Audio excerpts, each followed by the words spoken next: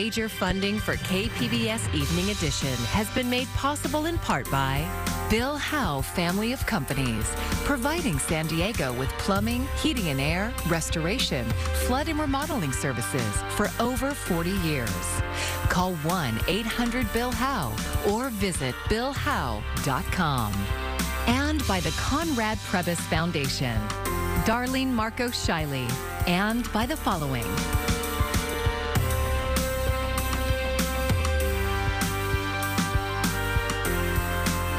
And by viewers like you. Thank you. We have some breaking news tonight. One of San Diego County's largest healthcare providers is notifying thousands of patients about a security breach. Thank you for joining us. I'm Maya Trabulsi. Sharp Healthcare says about 62,000 of their patients are impacted. And Sharp says the breach did not include bank numbers, payment methods, social security numbers, or medical records. But it did include some patient names, invoice numbers, and payment amounts. The breach impacts people who used Sharp's online bill payment service going back to August 2021. Those impacted should be checking recent bills for any unauthorized charges. San Diegans have among the highest energy bills in the country. As KPBS reporter Melissa May shows us, some are calling on the San Diego City Council to hold hearings into the surge in natural gas prices. In January, SDG&E experienced a 114% natural gas rate hike, or about $120 a month increase for a typical customer. And now local organizations want answers. We're here today because in the last month, San Diego has suffered an unnatural disaster, the natural gas spike. Craig Rose is with Public Power San Diego, an organization that advocates for a publicly owned nonprofit power utility. What makes matters worse is that we already had 340,000 utility customers, 1 in 4 behind in their payments coming into the situation. So this will only add to their ranks. 2 years ago, the San Diego City Council hired SDG&E and signed a 10-year franchise agreement. Rose says now the City Council must exercise its oversight responsibility and start with finding out what happened. We need public hearings with a purpose, 3 purposes. What happened with natural gas prices? What has been the extent of the damage? And what can we do to prevent this from ever happening again? Lori Saldana is the board president of Protect Our Communities Foundation. She says the franchise agreement violates the rights of San Diegans and says the city must form an oversight and compliance committee. They have yet to fully appoint people to that. They promised that a year and a half ago. So the city of San Diego is behind, not just on paying bills, which they projected will increase, but the city of San Diego is behind on compliance and oversight of this franchise agreement. Saldana says the city of San Diego is ignoring its climate action plan by letting a fossil fuel company expand their business. SDG&E says the price for natural gas in February has declined by 68%. They will continue to analyze how January's rate changes may impact bills and provide updates. Melissa May, KPBS News. A longtime San Diego news anchor is getting her day in court. Sandra Moss is suing her former employer for gender and age discrimination. KPBS reporter Kitty Alvarado talked with Moss and a legal expert about the case against KUSI. It's been almost 4 years since Sandra Moss signed off the air. My time is up here at KUSI. This is my last newscast here. But Moss claims that was not her choice. She claims that she was fired after she asked for a raise. I worked at KUSI for 15 years, really put my heart and soul into my work there and loved my job. And the year before I left, I discovered that my co-anchor was being paid 40% more than I was for doing the same job. She says learning that hurt. Shock, betrayal, humiliation. I was sad. She's suing her former employer, McKinnon Broadcasting, for violating California's Equal Pay Act and age discrimination law. You know, I had 2 choices. I could walk away silently and bury my humiliation and shame over losing my job in such a disrespectful, disappointing way, or I could share my story and take back my power and try to make a difference for other women in the workplace.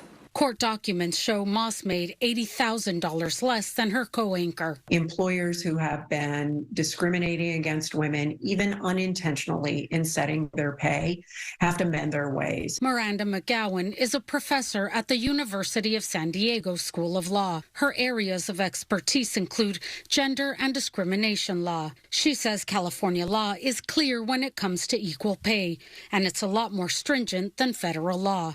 So I think the message employers should get is start paying women what they're actually worth. Moss is suing for past, future wages lost, and emotional distress, but would not discuss what that was worth in dollars and cents. KUSI viewers will be surprised to learn how women are treated behind closed doors. Moss says she never imagined her nearly 40 years in broadcasting would end like this. But I'm hoping that in the coming weeks that the new chapter will be a better ending for me. We reached out to KUSI. They did not return our calls for comment. Kitty Alvarado, KPBS News. And our coverage of equal pay includes a recent story by KPBS SciTech reporter Thomas Fudge. It's part of today's San Diego News Now podcast and at kpbs.org. An inmate from Vista County Jail died of an unknown medical emergency today. The latest death, along with recent news that a deputy was arrested for allegedly bringing drugs onto jail property, has community members calling for more transparency. KPBS's Alexander Nguyen has more. The inmate was 33-year-old Ryan Thurston, who was found unconscious in his cell Wednesday morning. Deputies performed emergency first aid before transporting him to the hospital, where he died today. Deputies did not find any drugs in his cell, and the cause of death is under investigation. All these deaths are speaking out loud. Gina Burns says Thurston's death shows there needs to be transparency with the San Diego Sheriff's Department. Her son is currently in jail, and she says he's suffering from medical neglect. It's been going on for decades, and they have to be accountable. And I'm here to be a voice for the voiceless, the people that have died and are gonna die. Enough is enough. The latest in custody death and news of a sheriff's deputy arrested Friday for allegedly having illegal drugs on county jail's property are proof that drugs run rampant in the jails, says Yusef Miller. He's the executive director of North County Equity and Justice Coalition. It's not a statement to say that all deputies are drug dealers, but in case there's a influx through that staff and deputy route, that we cut it off. And we see now that it's very, very possible. Sheriff's Deputy Alan Wareski was arrested Friday for allegedly having cocaine in his car. He was booked into San Diego Central Jail pending arraignment. Newly elected Sheriff Kelly Martinez told KPBS in January that there was no evidence that jail staff are bringing in drugs. We don't have any evidence of that. So the body scanning that people suggest, as I said before, it's not a perfect system. It's not going to catch all the drugs that are coming in, but we can't body scan our employees several times a day. It's just not healthy. It's not safe. She says we have no data. Now we have data. How much data do we need to say this common sense action to just scan everyone? Alexander Nguyen, KPBS News. County Supervisor Nathan Fletcher says he wants to return to Sacramento. Fletcher says he will run for the District 39 seat next year. It's currently held by Senate President Tony Atkins, who is facing term limits. This district covers much of the city of San Diego. Fletcher, a Democrat, served 4 years in the state assembly as a Republican before switching parties. Thousands are feared dead in Turkey and Syria after a devastating 7.8 magnitude earthquake. Isabel Rosales reports on the search for survivors and the one factor making that search all the more dangerous. And a warning, some of the images are graphic. From under the dust and rubble, a small hand reaches out. Volunteer white helmet rescuers pulling out a Syrian boy from the debris, alive. But their frantic search for life is not enough.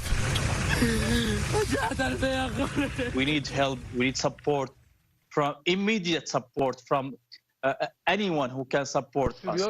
The catastrophic 7.8 magnitude earthquake collapsing buildings as people slept in bed. The U.S. Geological Survey predicts the death toll could rise by the thousands based on the location of the quake in Turkey and Syria. It's one of the strongest to hit the region since 1939. We're not ready to deal with something like this. It's bigger than us and bigger than any NGO operating in northwest Syria to handle this disaster. Survivors unable to go home, taking shelter wherever they can find, even in cars. If you want to say hello to my kids. But strong aftershocks complicating the search for those trapped. The biggest of them measuring a powerful 7.5 magnitude. International help is on the way. Several countries are donating money, equipment, and manpower as rescuers dig for any signs of life. Isabel Rosales, KPBS News. I'm Jeff Bennett. Tonight on the NewsHour, rescue workers search for survivors after an earthquake ravages Turkey and Syria. Coming up at 7 right after Evening Edition on KPBS. Millions of people could soon be cut off from the Colorado River water supply. Sources say in a closed-door meeting between 7 states, representatives of California's water district suggested cutting off cities like Phoenix and Las Vegas, which are highly dependent on the water. Camila Bernal explains. This is a kind of mallow plant. Here, this is called Cowboy's Cologne. By planting mostly native and drought-resistant plants, Sarah LaRiviere's garden saves her time and money, but most importantly, water. In the winter, I don't really have to water, maybe every 3 or 4 weeks, maybe not at all if there's rain, but in the summer, maybe every 7 to 10 days. This kind of water conservation might eventually be mandated in states that depend on the Colorado River's vanishing water. There's not enough water. Everybody wants more of it. These 7 states have not been able to agree on how to achieve unprecedented water cuts. Months of bitter negotiations have collapsed, and it's now California versus everyone else. California's side is that they essentially made a deal back in the late 60s, early 70s, that if their things are going to be running dry, then they get guaranteed a certain amount. The other states are saying, well, yes, but we've got this real crisis, so let's do it in a different way. UCLA professor Jonathan Zasloff says the law and the size of the state give California an advantage. What we're saying is let's do it slowly and gradually. Let's talk about how we do it, because we need to collaborate. We have rights. Water rights are at the table. But the 6 other states are showing their strength through a coalition. I think all 6 of us will continue to collectively band together, but also be willing to compromise more towards the middle. All 7 states are now waiting for the federal government to weigh in. What could happen eventually, I think, is that the Secretary of the Interior is going to say, I'm going to make my decision in 3 months, and I'm not going to tell you what I'm going to do. And then with that kind of incredible uncertainty, that might bring them to the table. Another option is an expensive, lengthy, and high-stakes legal battle at the Supreme Court. It's much better to get a political decision than to get a litigation decision with a Supreme Court that they've learned is not particularly reliable on getting the facts right or getting the equities right. So they continue to negotiate and encourage the more than 40 million people in the West that depend on this water to conserve in any way possible. Because more severe consequences could become a reality. We can't think of water just as water as just something that you drink. It's going to be everything that you do, not only in terms of landscaping, but in terms of your food and in terms of your energy. Experts believe the 7 states probably won't agree on how to cut about 30% of the river water allocation. So when we moved in, this was all grass. But individuals can do their part. I think there's more all of us can do, and I do think it's our responsibility. And that was Camila Bernal reporting. More than 5 million people in Arizona are served by Colorado River water, which accounts for 40% of Phoenix's supply. Around 90% of Las Vegas's water is from the river. Now, the breezes will continue, especially well east of the coast throughout the mountains. It's going to stay on the dry side. And, hey, the warmth. It's going to persist at the coast throughout some of the interior valleys. Meanwhile, the mountains are going to stay on the chilly side. Also concerned, again, about some very choppy and rough surf as we go through time here tonight and right into Tuesday along the coastline. Gradually, we'll start to see some improvement here late to Tuesday into Tuesday night. Let's talk about conditions for tonight. And with dry air in place, it's going to be a chilly one. Grab the jacket as you are venturing out. We'll drop down to 43. Again, in the metros, we talk about areas throughout San Diego County and surrounding areas. We're going to be falling down into the 30s and the 40s. Mount Laguna out east, 32. Borrego Springs, 36. Chula Vista down to 42. And again, still looking at some of those breezes on Tuesday, especially over the mountainous terrain and throughout the deserts where it will be cold and dry. But again, closer to the coast, world of a difference. So we'll be talking about some milder air moving in. San Diego up to 70. Again, 3 degrees below normal this month. A normal high temperature right around 66. We're going to go above that here the next several days. Chula Vista 72. Oceanside up to 69. And nice near the coast again as we go into Wednesday. That warmth continues to increase, but it will stay breezy and chilly. Points to the east over the mountainous terrain and throughout the deserts. Here's a look at Futurecast. Pretty quiet depiction here. Nothing really to show in terms of the radar. Some high cloudiness works its way through as we go into Tuesday and into Wednesday. So let's break down the extended forecast as we start conditions off here at the coast and looking nice and warm as we go throughout the next couple of days. Lots of sunshine. Cooler air, though, returns by the weekend on Saturday. Inland, interior valleys, warmth peaks on Thursday. We start to see the cooling by Saturday. We're talking about lots of sunshine here throughout. Mountainous terrain, different story. We'll have the wind and the chill that will persist right through Saturday. And again, the deserts here also going to be looking at, again, some sunshine, a little bit of a breeze blowing as we go to Tuesday. High temperatures topping out mainly in the 70s. For KPBS News, I'm meteorologist Justin Povick. Tomorrow night, President Biden is delivering his State of the Union address. Coverage starts at 6 o'clock right here on KPBS, and you can also stream it live on our website, kpbs.org. Legoland is getting credit for making changes that will create a more welcoming theme park for individuals with autism. The Carlsbad theme park will get official designation this spring as Certified Autism Center. Upgrades include offering earplugs for sound-sensitive guests, quiet rooms, and dedicated staff on site to help guests plan their visit. The changes will be in place by March 31st.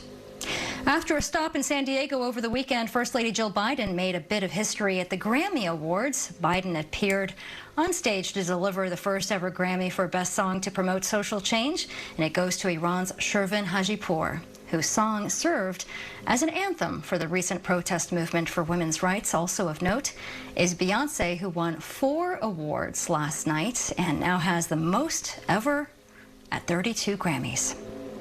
Comic-Con Museum just opened a new headline exhibit on the history of animation, but it also unveiled a smaller exhibit called Cover Story that looks at 5 decades of Comic-Con's own history. KPBS arts reporter Beth Accomando has this preview. Comic-Con International has become a global phenomena, attracting upwards of 135,000 people for the San Diego Pop Culture Convention. It began on a much smaller scale in 1970 with just 300 people attending. In that inaugural year, it created a souvenir book that's now a treasured memento from each year's show. The book always features the work of top artists in the industry on the cover, like the co-creator of Captain America, says Comic-Con spokesperson David Glanzer. Comic-Con started, as you know, as a very small little gathering, and to have Jack Kirby artwork that first year was just remarkable, and we've been lucky ever since to have some really incredible artists contribute to Comic-Con. The new exhibit, Cover Story, 5 Decades of Comic-Con, celebrates the artists who have contributed cover designs for the souvenir books. What's great about the artists who participated not only in the cover designs, but in the books themselves, was really people who didn't get necessarily a lot of mainstream attention, and yet Comic-Con was a venue that they could come to, be feted and heralded for their work and appreciated. It's wonderful that you can see the work that they've done. The exhibit includes some original artwork that's amazing to see up close. I like a lot of the older ones because to me it's just a remarkable peek back into the history of Comic-Con and how we started so small and yet had monumental artists who were willing to contribute to the success of the event. Comic-Con Museum allows the pop culture convention to finally have a brick-and-mortar place to showcase some of its own history. We do have material, and I think now we have the ability to kind of showcase that. This is one of the first things. We'll see what else we have. But it's wonderful to let people know, especially those who visit San Diego and are familiar with the convention, to know a little bit about our history. You can enjoy 5 decades of cover art, along with the Animation Academy at the Comic-Con Museum. Beth Accomando, KPBS News. A delegation of local college students and administrators is in Washington, D.C. tonight to meet with some high-ranking government leaders. KPBS education reporter MG Perez says they were welcomed by a very familiar relocated San Diegan. Diego Bethay and his fellow San Diego Community College students walked into the U.S. Department of Education this morning, and they had a seat at a very important table. Where did you get your quote of work hard, be kind, dream big? Oh, that's a really important quote, actually. It was from Central Elementary when I was a principal there. Cindy Martin was principal of the East San Diego School, then San Diego Unified Superintendent, and now Deputy Secretary of Education. Her guests are all student body presidents of the 4 San Diego Community College District campuses, who are in the Capitol to be heard. This is what the world we're going to be stepping into. So if we don't decide to make our voices heard right now, we're gonna follow whatever's given to us, and then we're gonna have to deal with it later. There are plenty of picture-perfect moments to document this trip, led by the district's chancellor, Carlos Cortez, who brought the group to Washington to meet with local congressional leaders, too. He says it's about representation. Students are choosing the community college system as their first choice. They're making a conscious decision to save money and to receive a high-quality education. Meanwhile, back on campus here at Mesa College, students have something to say about what's happening in Washington. Not surprising, they're talking about finances and their futures. It's not only like students coming out of straight from high school, it's also like adults who are wanting to continue their education. So I think dropping the price of tuition would be a little bit more helpful. Which is kind of hard for me because I'm a part-time student. My dad does what he can, but he also struggles and has a lot of bills to pay. The delegation of student body presidents hopes to be heard in the next couple of days. They have already been encouraged. Some people need to see it to believe it, and other people can believe something into being. That's what Dream Big is about. MG Perez, KPBS News. The push to legalize lowrider cruising is headed to the state capitol. KPBS reporter Jacob Ayers says a South Bay Assembly member is announcing new legislation to end city and county bans on the cultural pastime. Rafael Perez loves to cruise in his 1951 Chevy Skyline Deluxe around San Diego. So I grew up with lowriders all around me. As soon as I was old enough, I fixed up a lowrider bike. And as soon as I was of driving age, I had several lowriders. Perez continues to pursue his passion with his wife and daughter, and as a board member with the United Lowrider Coalition. He says stereotypes about cruising persist, but changes on the horizon. District 80 Assemblymember David Alvarez announced a new bill in Sacramento today to repeal sections of the California Vehicle Code and make cruising legal in cities across the state. This is about allowing people who've spent their time and their talent on fixing up cars, whether they're lowriders, old cars, classic cars, to be able to actually legally drive these vehicles. That's the first part of the law. And second, that they could do this through cruising out in our communities. As it stands, the Vehicle Code allows law enforcement to stop drivers from cruising and allows them to halt cars that have been modified if they're a certain height. I was pulled over 19 times before I turned 18. Never once for anything I was cited for, and it was always because I was driving a suspicious vehicle, a lowrider. Perez says the bans unfairly target Latino and other communities of color, where lowriding and cruising hold cultural significance. Last year, a pilot program in National City gave a glimpse of what legal cruising could be like if the ban were overturned. I think getting rid of that stigma, getting rid of that law in the books that allows cities to impose these types of bans also makes a statement that, lowriding is something positive in our communities, And the people who participate are doing good and doing well. Alvarez says Assembly Bill 436 now needs to go through the legislative process. He's hoping to have a definitive answer on whether it will become law by the end of the year. Jacob Ayer, KPBS News. And here's a look at what we're working on for tomorrow in the KPBS newsroom. NPR's Morning Edition will cover the lead up to the State of the Union address, and we'll also have live coverage as it's delivered by President Biden tomorrow night. And Midday Edition has an interview with KPBS environment reporter Eric Anderson on the concerns about air quality that derailed a new concrete plant in San Diego. And you can find tonight's stories on our website, kpbs.org. Thank you for joining us. I'm Maya Trabulsi. Good night. Major funding for KPBS Evening Edition has been made possible in part by Bill Howe Family of Companies, providing San Diego with plumbing, heating and air, restoration, flood and remodeling services for over 40 years. Call 1-800-BILL-HOWE or visit billhowe.com. And by the Conrad Prebys Foundation, Darlene Marco Shiley, and by the following.